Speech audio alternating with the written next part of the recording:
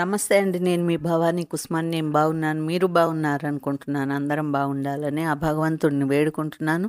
ఇప్పుడైతే పప్పులు చేసి చూపిస్తానండి ఎట్లా చేయాలనేది. ఇది కూడా ఒక పెద్ద కూర అనుకుంటారేమో, పిల్లలకండి ఈజీగా చేసే విధానం చెప్తున్నాను. పప్పు నానకపోయినా పర్వాలేదండి. 150 గ్రాముల పప్పు తీసుకున్నాను, 150 గ్రామ్స్. 200 ml వాటర్ తీసుకున్నాను. ఆ పప్పు కడిగేసుకొని పచ్చిమిరపకాయలు, టమాటాలు, సగం ఆనియను, పసుపు కాస్త, అంతే. ఈ కుక్కర్ మూత పెట్టేసుకొని ఒక 3 విజిల్స్ వచ్చేదాకా ఉడికించుకోవాలండి. ఎందుకంటే పప్పు నానలేదు కాబట్టి. నానుంటే ఒక 2 విజిల్స్కి చాలు డైరెక్ట్గా. ఇక చింతపండు చూపించాను కదండి, ఒక చిన్న 2 గింజలంతా చింతపండు వేసాను. తక్కువ పప్పులుసు కదండి, అందుకని ఎక్కువ కాదు. టమాటాలు కూడా వేసాం కాబట్టి.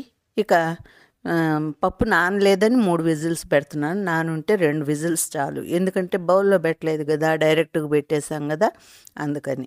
ఇది పిల్లలకి ఈజీగా ఉంటుందని నేను చెప్తున్నానండి. ఇక వెంటనే మూత తీసేసాను, మెత్తగా ఉడికిపోయిందండి. ఇంకా దాన్ని పప్పు గుత్తితో ఎనిపేసుకుందాము. ఇక ఇందులో పోపు పెట్టడం మాత్రమేనండి, అంతే, ఇంకేం లేదు. మనకి ఎన్ని నీళ్ళు కావాలో అంతే, పలచన కానీ చిక్కగా కానీ మనకి ఎట్లా ఉండాలో అట్లా కావాలనుకుంటే తగినట్టు ఉప్పు వేసేసుకొని, ఆ ఉప్పుకు తగ్గట్టుగా ఎనిపేసేసుకొని వాటర్ వేసుకొని పోపు పెట్టేసుకుందాము. ఈ పప్పుల్స్లోకి ప్రతి ఒక్కటి కాంబినేషనేనండి. నేనైతే కాకరకాయ తాలింపు చేశాను, కాకరకాయ ఫ్రై చేశాను, అది రేపు పెడతాను. ఇప్పుడైతే బాణల పొయ్యి మీద పెట్టేసుకొని ఒక పావు స్పూన్ ఆవాలు, పావు స్పూన్ జీలకర్ర, ఒక 2 చిటికెలు మెంతిపిండి,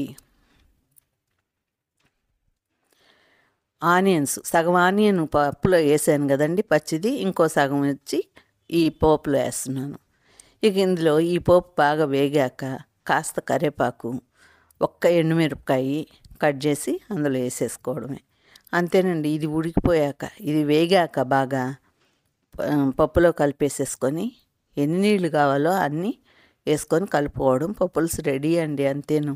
ఇక దీంట్లో కాంబినేషన్ అంటారా, రకరకాలండి. మునగాకు తాళింపు ఉంటుంది, ఆకుకూర తాళింపు ఉంటుంది, చిక్కుడుకాయ తాళింపు, ఆమ్లెట్, ఇక నాన్ వెజ్ తినేవాళ్ళు అయితే చికెన్ ఫ్రై, తర్వాత ఫిష్, ఎండు చేప,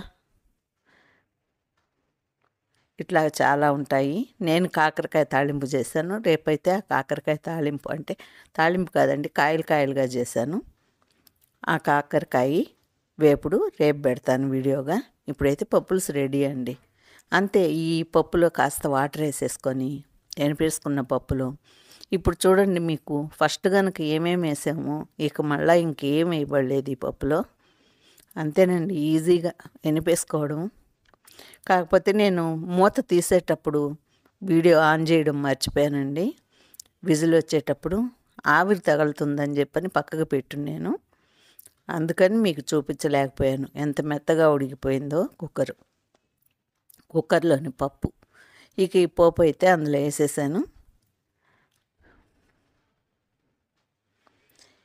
ఇక మన ఇష్టం అండి, వాటర్ అయితే ఎన్ని వాటర్ కావాలో అంత వేసుకోవచ్చు మీరు. కాస్త కొంతమందికి పప్పుల్స్ అంటారు, పప్పు చారు అంటారు ఒక్కొక్క ఏరియాలో. మేమైతే పప్పుల్స్ అనే అంటామండి. మరీ లూజ్గా చేస్తే పప్పు చారు అంటాము, అంతేగాని ఎక్కడ ఒక్కొక్క దగ్గర ఒక్కొక్క పేరుతో పిలుస్తారు ఈ పప్పుల్స్ని.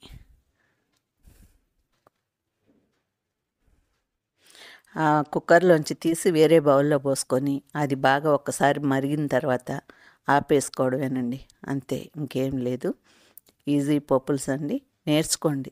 పిల్లలకి, ముఖ్యంగా పిల్లలకి, అంటే ఈ పప్పుల్స్ రాని వాళ్ళు ఎవరు ఉండరు. కాకపోతే దాంట్లో వేయాల్సినవి సరిగా వేస్తే అది చాలా టేస్ట్గా ఉంటుంది.